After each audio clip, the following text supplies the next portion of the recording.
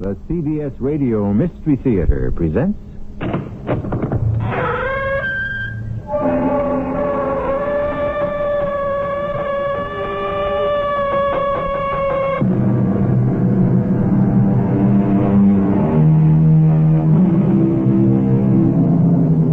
Come in. Welcome. I'm E.G. Marshall. This is the first week of the 8th season of the Mystery Theater, the longest-running consecutive present-day series of dramas on the air. To celebrate the new season, we bring you The Legend of Alexander, a man who believed in oracles, thunderbolts, and many gods, yet defied the world of man. A born military genius who at 20 swept over east and west, and whose innovative war-making 300 years before Christ equaled anything seen since. The mystery of this man of the future who lived in the past is a paradox we hope to unriddle.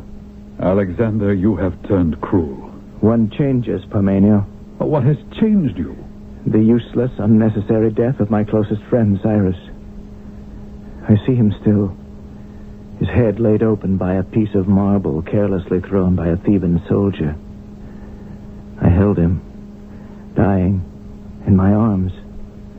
And I vowed I would burn Thebes to the ground. And I am.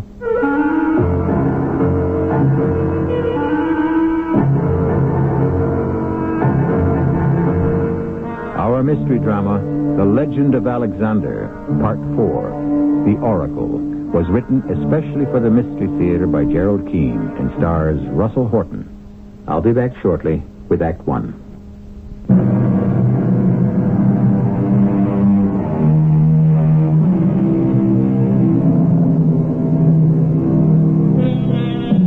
Alexander was a modern young man who could have been a success in any country. He lived before his time. Like all youth through the ages, he was impetuous, yet never foolhardy. He was wise enough to ensure the odds were with him, which in those days meant checking in with the Oracle of Delphi. That was the smartest thing you could do. Of course I'll go with you, Alexander. In all my years, you know that I have never been to Delphi or consulted the Oracle? Cyrus, I find that hard to believe.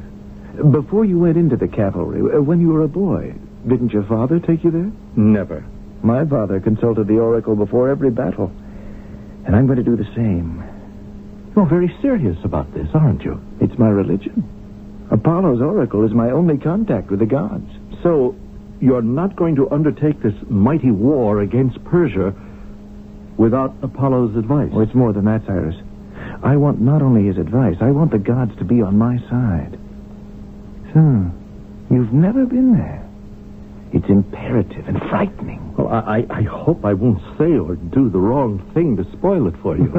Don't you worry about that. You'll be lucky if you can say anything. It's so incredible and shocking to us ordinary mortals. I'm not even sure how I'll take it. Well, I don't think that even Apollo would call you an ordinary mortal, Alexander. Perhaps not.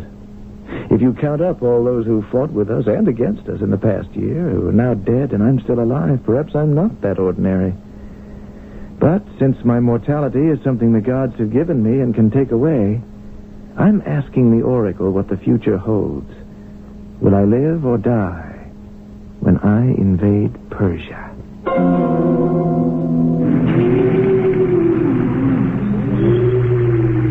This antechamber in the Delphi temple is where we have to wait until it's our turn. One of the priest prophets will come down and tell us when it's time for our audience with the Oracle. Well, you didn't tell me we'd have to stand in a stone chamber underground, Alexander.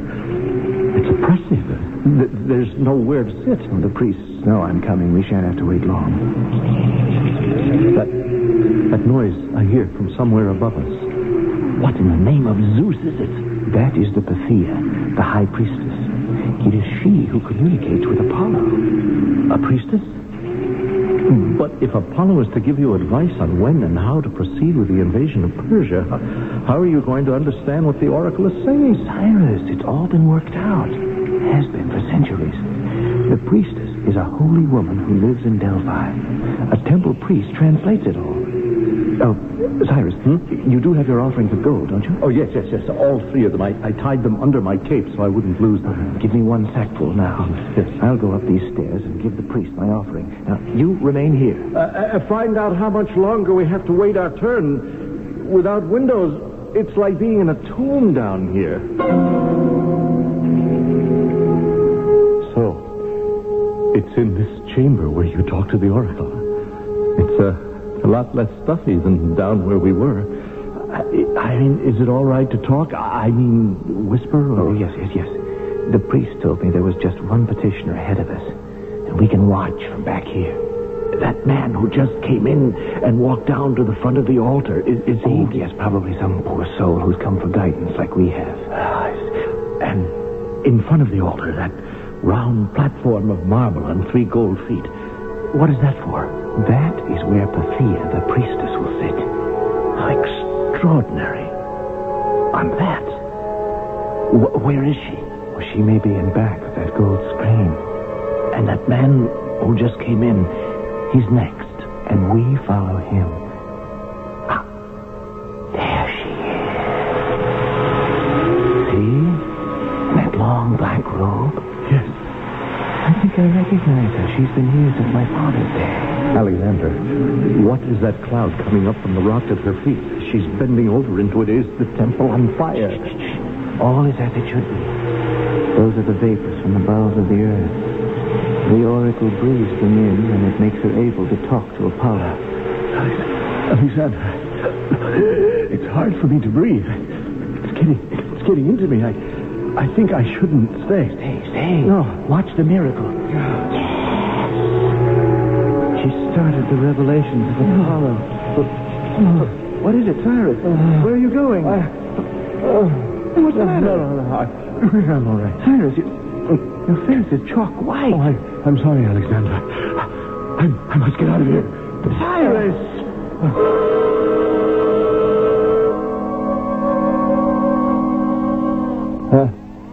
Where am I, Alexander? Alexander, is that you? How do you feel now? Well, I don't know. Where are we? In a shepherd's cottage. What? Where?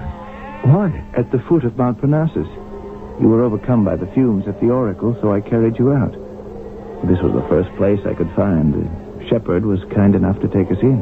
Does he know who you are? King Alexander? There was no reason to tell him. He's gone off to round up the rest of his sheep. Do you mean to say that You fainted dead away. Well, I never passed out in my life, and I've spent months in the desert. Did you get your advice from the oracle? No, I left in a hurry carrying you. Well, I just can't forgive myself to collapse like some frail woman. Well, I'm perfectly all right now. Now let me up from this pile of straw and we'll go back to the temple. It's dark now. The temple's closed for the day. The shepherd will be back soon with some more wood for the fire. We'll share his bread and milk and honey. Spend the night here. First thing in the morning... Wait. What is it? You're right. We've got to go back to the oracle right now, not wait till morning. People will be lining up all night. Well, surely the king would be granted an audience ahead of anyone else. Apollo makes no such distinctions. A man is only a man. Each is equally entitled to Apollo's wisdom, beggar or king. To Apollo, all mortals are equal. Well, isn't it possible that some mortals are more equal than others? Now stop joking and hand me that torch. I'm going to light 2 of these from the fire, and we'll be on our way.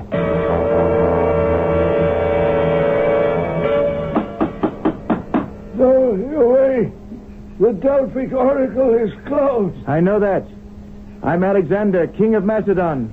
I beg you to come to the gates. Did you say King Alexander? Priest, it is the king, and he would speak with you. Let me hold my torch closer. It is the king. What happened to you today, your majesty? Pythia was preparing to listen to your pleadings, and you had disappeared. It was my fault. We are here at this late hour to make certain I shall be the first petitioner tomorrow morning. I'm afraid that is impossible. Tomorrow and the 6 tomorrows that follow are forbidden for prophecy. Return in 1 week, and I shall certainly arrange for you to be the first with the oracle. A week? We have no week. A war waits, a lifetime. My father's ambition. We cannot wait a week. Your Majesty, in 7 days, she becomes so exhausted she needs the next 7 days to rest. The vapors which she inhales and inspire her with messages from Apollo could be fatal to her. Certainly dangerous if we didn't close down every other week. Let me talk to you not as a holy man, but as a patriot. We would all like time to restore ourselves. We all would like to know we're safe from harm and can close our eyes. But death is at the door. That is why I must have Apollo's help. I don't need it in 7 days. I need it now. The Pythia has a responsibility to all people, everywhere. Yes, but she is an elderly woman. And I am Alexander. I wait for no one. Holy man, take up your torch and lead us to where she lives. What good would that do you? She lives in a little house in the village of Delphi. It isn't sacred ground. Is she the voice of the oracle, or is she not? Yes, she is, of course. Then the spirit of Apollo is alive in her always and can answer my questions regardless of what house they come from. Priest, we follow. Lead the way.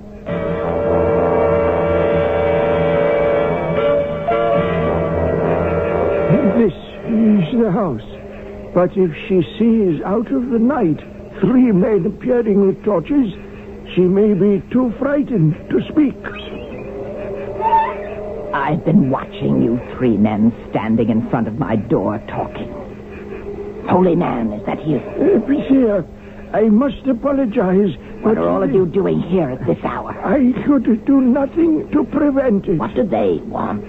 Pythia, I'm King Alexander. Of Macedonia. I know. And you, beside him, Osiris, chief of Alexander's cavalry. You have come for Apollo's opinion of some matter. But I cannot help you here. I am very tired. So please go away and arrange with the priest for an audience at a proper place and time. Good Pythia, may we come inside your charming dwelling? No, you may not. It is a hovel, unfit for a king. Pythia, you belittle yourself. You're famous throughout the land. Must a king and country wait while a beautiful woman rests to make herself even more beautiful? While a strong and vital woman... Alexander, you are too much like your father. You don't resemble him, but you have a certain way with you, as did he. Beauty has a way with me. At my age, I appreciate the compliment. But you are wasting your royal breath. Good night. Good night. I'm not giving anybody a private audience, and I am not leaving this house to do it. I don't wish you to leave your gracious house. Oh, come along with you, gracious house. Even your father wouldn't have exaggerated like that. He wouldn't have? It's too much, Alexander. I love flattery, but not when it's ridiculous. This tumble-down shack should have been torn down and repaired years ago. It's drafty, it leaks when it rains. Cyrus, another sack of gold. Give it to this deserving lady so she can have her house fixed up immediately. Now, my dear lady, now that you're assured of constant concern for your well-being, don't you think you might be persuaded to ask Apollo one little question for me? Have pity, dear Pythia, on this poor king whose fate hangs upon your answer. Your fate? Do you really mean that? May the gods strike me dead if I do not. Oh, for heaven's sake, no. Not here. Plutarch observed that from this time forward, Alexander the Great never embarked upon a single campaign without consulting Apollo at Delphi. However, you and I must await my return with Act 2 before we find out what the oracle prophesied.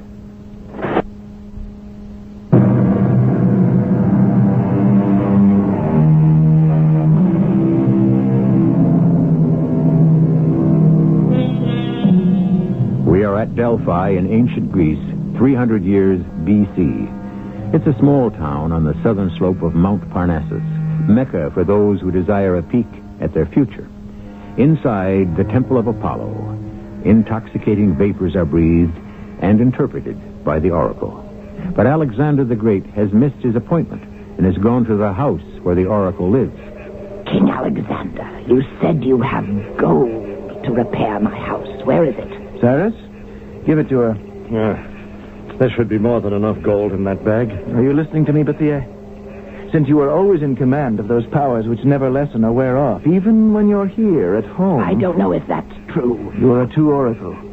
And it would be no trick for you to ask Apollo for the answer to one small question. Alexander, I will not give you a private audience. There's a time and a place for every sacred communication. That is what the gods have decreed. They have not decreed anything of the kind. Apollo speaks through you, but not because you sit on a piece of marble on gold legs and put your face into that smoky wind. Oh, you are stubborn. I'm desperate. I must know. Will all go well on my planned campaign in Asia? Come back to the oracle at Delphi in a week. I may have an answer for you then. I beg you. Commune with Apollo, even as you stand here under his lantern, the moon. Reveal to me what success I can expect from my invasion of Persia. My son, you are tireless, persistent, obstinate. What of Persia?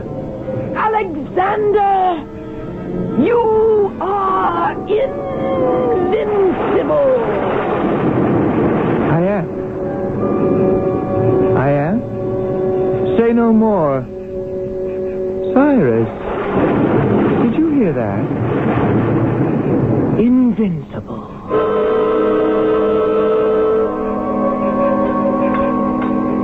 Alexander, those Theban soldiers up there on the walls, what are they up to? They've been warned. We were on our way. Yes, but what are they doing? Building a higher wall around Thebes? Sounds more like they're breaking something. It's coming from up there over the front gates. Except for that hammering, the entire city is silent and locked up tight for the night. Surely the Thebans don't think 30-foot walls are going to keep out a modern army. Not ours. But then Thebes' big trouble was always not thinking ahead. Yeah, it's like announcing to the world they were breaking their treaty with us. To let Demosthenes of Athens influence them to tell us to go to Hades. Why didn't we advance on Athens first? They always made trouble. Thebes is easier to capture. When that's done, you'll see how quickly Athens will knuckle under. How are the men? Well, I can only speak for the cavalry. They can hardly wait for you to give the horn signal at dawn. I hope this is the last petty annoyance I'll have. You're very angry that they broke the treaty, aren't you? Only because it delays our expedition against Persia. I can hardly wait for that. You heard what the oracle said? My son, you are invincible. Cyrus, let's walk up to the walls. The moon's out now. I'd like to get closer, see what they're doing up there.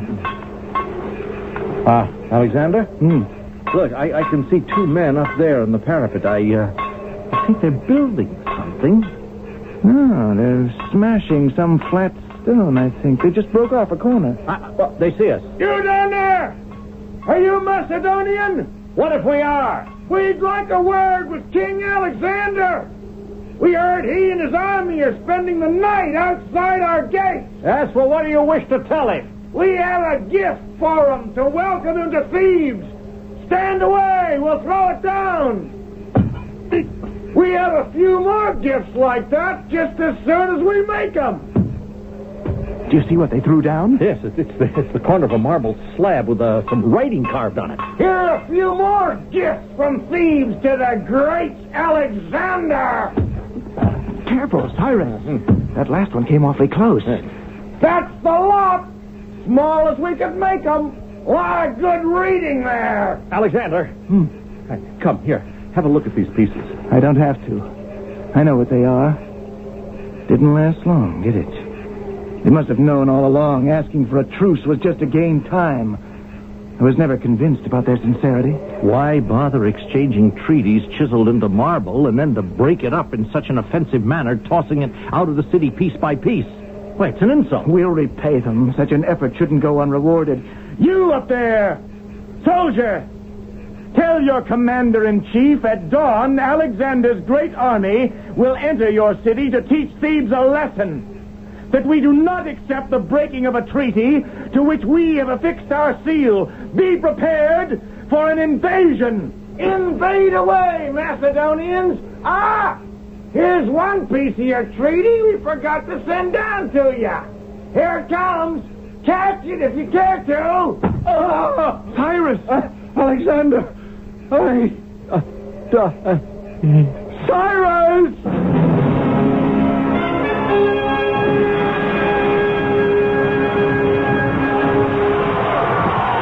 Alexander. King Alexander. Yes. Yes, Parmenio, what is it? May I speak? Not as one of your generals, but as one who has known you for many years. One who taught you military matters when you were young. I don't understand, Parmenio. You have something to report to me? Alexander, Thebes is being sacked, destroyed, burned. What pleasure can you derive from... there you are. The musician. Excuse me, Parmenio. Come over here, you two. Sit in front of the balcony and play for me. Parmenio, I enjoy the flames, but the noise is a bit offensive to my ears. So I have ordered these musicians to sweeten the sounds out there with their instruments. Alexander, all yesterday and all this night you have sat here watching the city being devoured. But I like that. A great soldier like you doesn't enjoy seeing the innocent suffer. I sit here, my old teacher, and enjoy my revenge. These Theban beasts killed Cyrus, the man who saved my life 100 times, whose friendship I esteemed above that of my own father. They cut him down in the flush of his life. And in return, I am obliterating their cruel city from the earth. The death of Cyrus has changed you. Yes. The useless, unnecessary death of my closest friend. I see him still, his head laid open by a broken piece of a broken treaty. I held him, dying in my arms, and I vowed I would burn their city to the ground. Alexander, I beg you. Can I not persuade you to leave off watching this Holocaust? Parmenio, I think you've said as much as I care to hear. Then let me tell you what will please you. The emissaries we expected have arrived. From Athens? Parmenio, that is news. They came, helmet in hand. Bowing and scraping, they ask forgiveness for goading Thebes to a revolt. They will agree to any terms. Any suggestions? We should certainly insist that Athens banish those who are behind the rebellion. Well, there is one other problem which only you can solve. Some of our soldiers last night broke into the house of Timoclea. Do I know the lady? Our captain led a raiding party, entered the lady's house, and met his death at her hands. She killed a captain? In a rather cruel fashion. She has been apprehended and brought to me. So? Deal with her. Well, this lady, Timoclea, says she is the widow of an officer who fought the Battle of Chaeronea with your father. I thought you would like to see her. I haven't time for that. Her husband fought for the liberation of Greece. I heard you the first time. Alexander, haven't you always prided yourself in respecting vanquished and victors as human beings? You've never been one who saw people as oxen to be led to slaughter. Parmenio, you're a wise old bird. If I didn't know you're not a man of two faces, I'd say you're trying to make me feel ashamed. Well, I would never criticize the decisions of my commander-in-chief. Have the lady brought to my command tent. And, General Parmenio...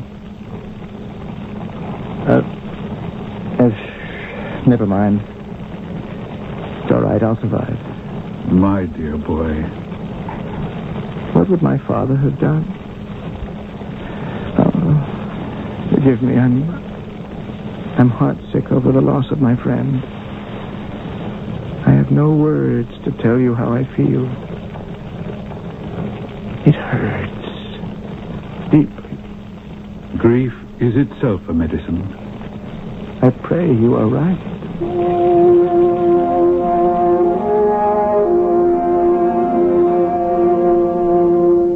Your Majesty, this is the lady. Your name is Timoclea, madam? And you are the king who has done this to Thebes? I have a son older than you, if he's still alive. I am charged with the murder of a captain in your army. Not a Macedonian, we understand. A Thracian who fought with us. May I speak to you alone, Your Majesty? Certainly. General? I shall be outside, Your Majesty. Where shall I begin? This is very difficult for me. I don't expect mercy from those who would destroy, as you have destroyed. So now you have joined our ranks. There's blood on your hands also. Yes, and I'm glad of it. He deserved to die. Now you begin to understand why we came to Thebes. We, too, believed your city deserved to die. You believed? Thebes wished to make her own alliance with Athens, and you punished her. Thebes gave her word and broke her promise. You have the courage to speak to us like this. Do I have any more to lose than I have lost already? We hope not. Relate what happened. You asked me to tell everything? If you wish your life to be spared. And you are the Chief Justice? In the absence of a higher judge, we are.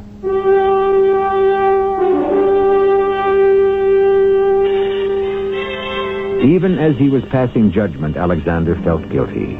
He admired courage and compassion. In the years that followed, he knew he had not been compassionate with Thebes, that he had given free rein to revenge. He knew the destruction of Thebes was a monstrous act for which Alexander never forgave himself. I shall return very soon with Act 3.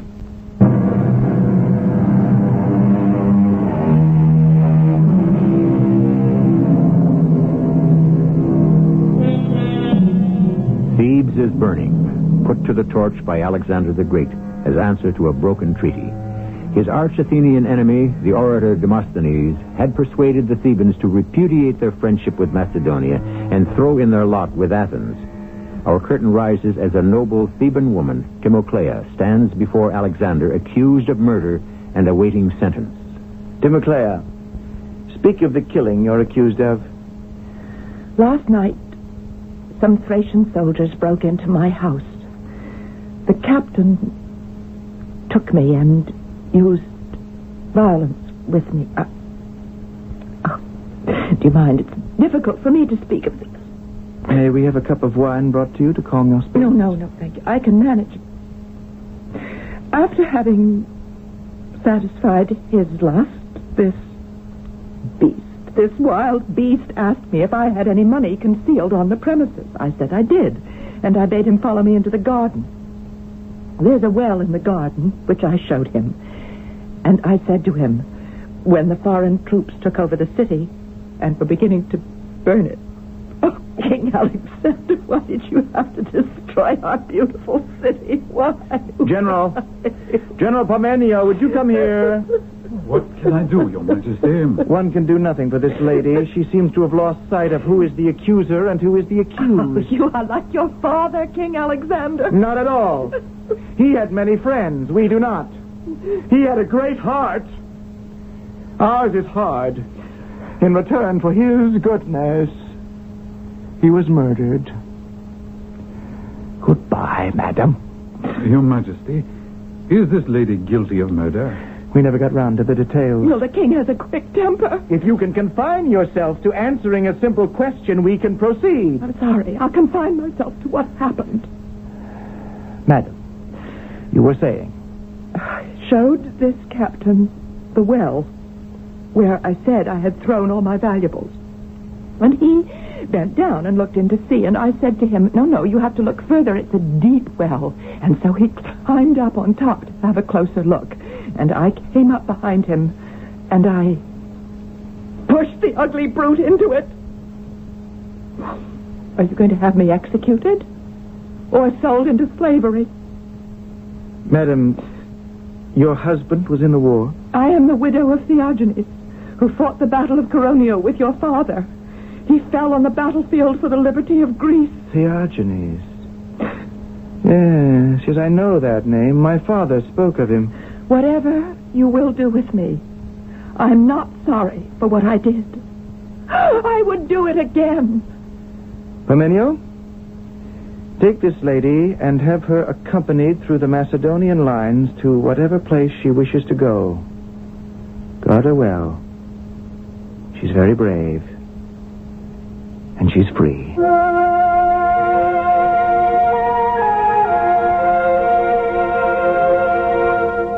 Parmenio, do you know what month it is?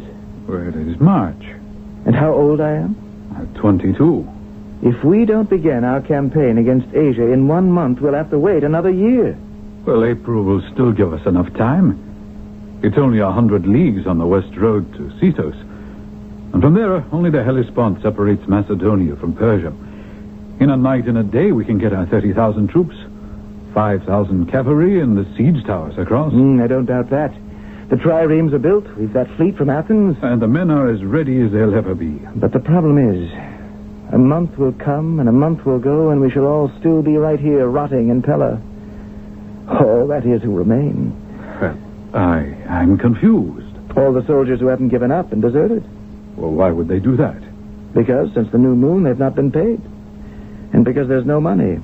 None. No money for the campaign against Persia. Well, how can that be? I've seen gold by the cartload arriving at Pella after every expedition of your father. Years gone by, yes. But since he died, no tribute has been exacted. Everything has been spent. My own purse is empty. The treasury is empty. Parmenio, can you find me the money I need? You inherited nothing from Philip. Where did the money go? You and I have unsheathed the sword together many times, and the spoils of war must have amounted to at least 10,000 gold talents. Why isn't there enough left for the campaign against Persia? What about the land, the farms, the royal estates? In 2.5 years, I've given all of it away. Well, to whom? Friends, supporters of my cause, those who believed in me. What did you keep for yourself? Hope. You're a very young man, I can see that. What is the least amount that will hold the army together until we take our first city in Persia? Another 500 talents. Can you get them? Well, I can try. If only you could. How much of it would you want for yourself? None of it. I'll share one thing with you, though. What's that? What you are keeping for yourself. Hope.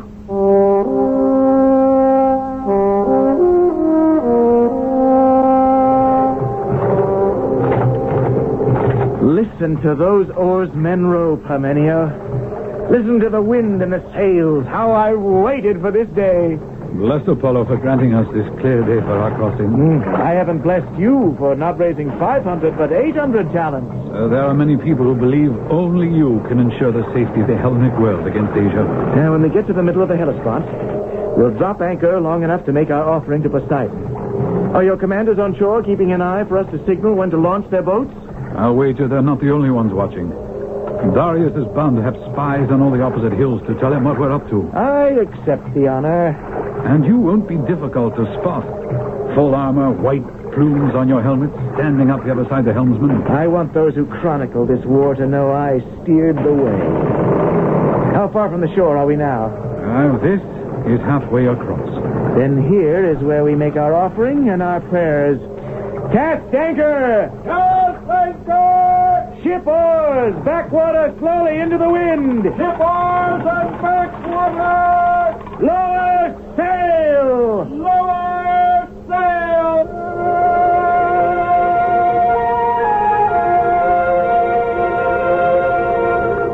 Alexander, why do you feel compelled to invade Persia? Do you remember asking me what I had inherited from my father? Little enough you said on that balance sheet. I think I left out my most important inheritance. War against Persia. I'm going to make my father's dream come true. To liberate all the Greek cities under Persian rule. He wanted all Greek cities to be united as one, for we speak a common language. I see. Philip of Macedon's dream. I shall make it Darius of Persia's nightmare.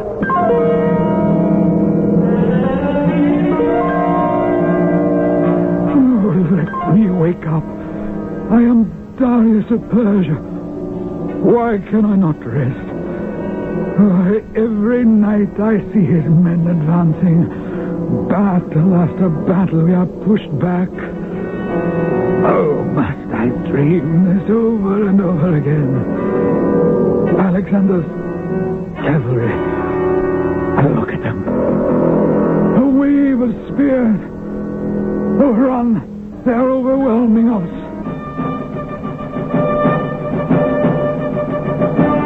Now I am here, on the battlefield. I'll show Alexander how Darius handles a sword and spear. My cavalry cannot be helpless. Send in the armed chariots. Oh, no. No. His archers have slain all our charioteers.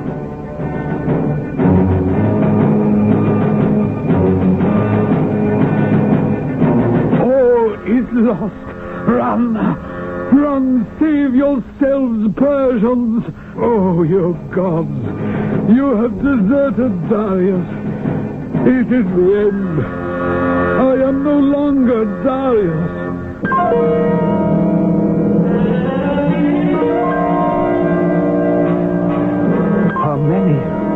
Have you ever seen anything like this royal tent Darius left behind? His color, this fine weave. Never. We'll walk inside. Imagine a tent floor made of the cedars of Lebanon. This chair, inlaid. That must be ivory. Gold and silver cups, gold platters. Think of it. Darius ate from gold platters on the battlefield. Over here, Alexander. Have you ever seen such a bath? A gold bathtub 50 leagues from Persepolis? All these things he took with him. And here, a throne. Now I know what it means to be king of Persia. Wherever he's hiding now, it's not like this. Excuse me, Alexander. I see a messenger at the tent opening. Give it to me. You may go. Yes, sir. Ah, a message from Darius. Already? He couldn't be far. What does he say? Well, I don't believe this, Alexander. Do you know there are women in some of those tents behind us? Darius writes that he has left his wife and mother, 2 young daughters, and a 6-year-old boy. Here. Right here. He says, Great Alexander, I acknowledge you have won most of Asia Minor. I offer you, most esteemed warrior, friendship and alliance. What say you to that? Find out where he has concealed himself and send him word that I reject his offer. Friendship and alliance with him, huh? Well, let me call a scribe to take down your very words. Will you have the scribe brought into the royal tent?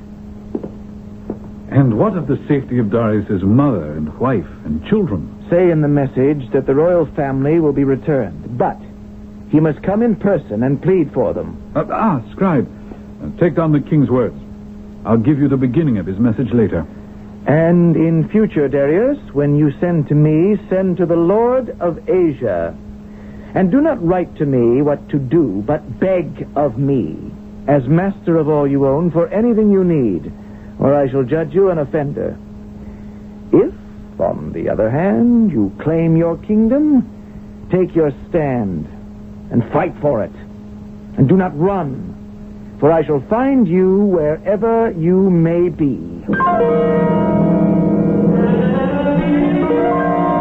Do not run from me. Take your stand and fight for your kingdom.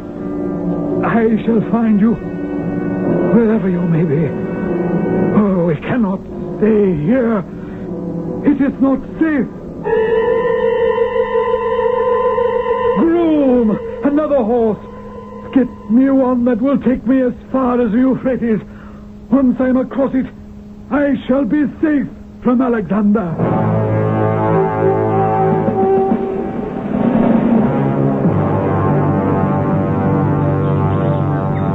Alexander. Alexander, it's morning. Ooh, who is it? Parmenio. What brings you to Damascus so early in the morning? It has slipped your mind, Your Majesty. Your whole army is now in Damascus. Oh, yes, so they are. It's a lovely city to spend the winter. Don't you like it, old friend? Yes. You don't know what a pleasure it is to have plenty of food and plenty of rest. And plenty of entertainment. We deserve it, all of us.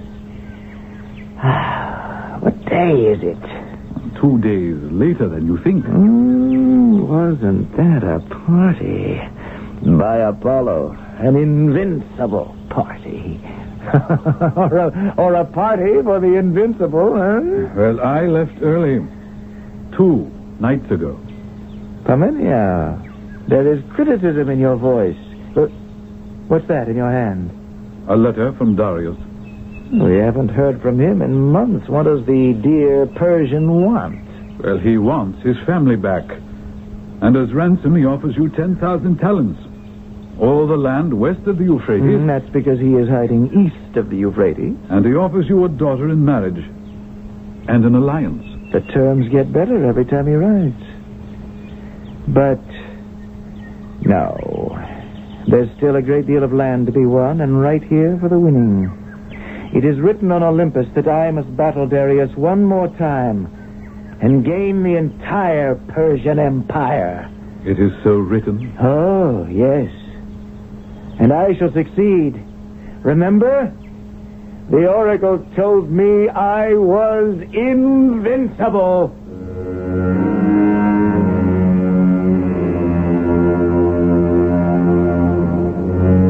That Alexander the Great, now 23, was a complex man is evident. Was it only to gain more land that drove him across continents? Why was he so single-minded? For his father? And were the spoils of war beginning to undermine the man? His soldiers, relaxing with wine and dalliance, each with his golden plunder, would they willingly abandon peace for war? For what? I shall return shortly.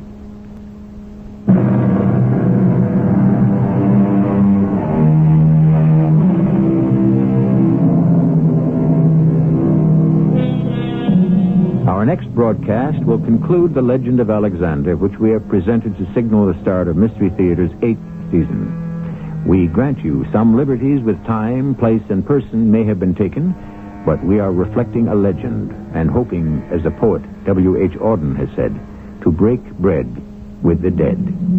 Our cast included Russell Horton, Marion Seldes, Earl Hammond, and Lloyd Batista. The entire production was under the direction of Hyman Brown. This is E.G. Marshall inviting you to return to our Mystery Theater for another adventure in the macabre. Until next time, pleasant dreams.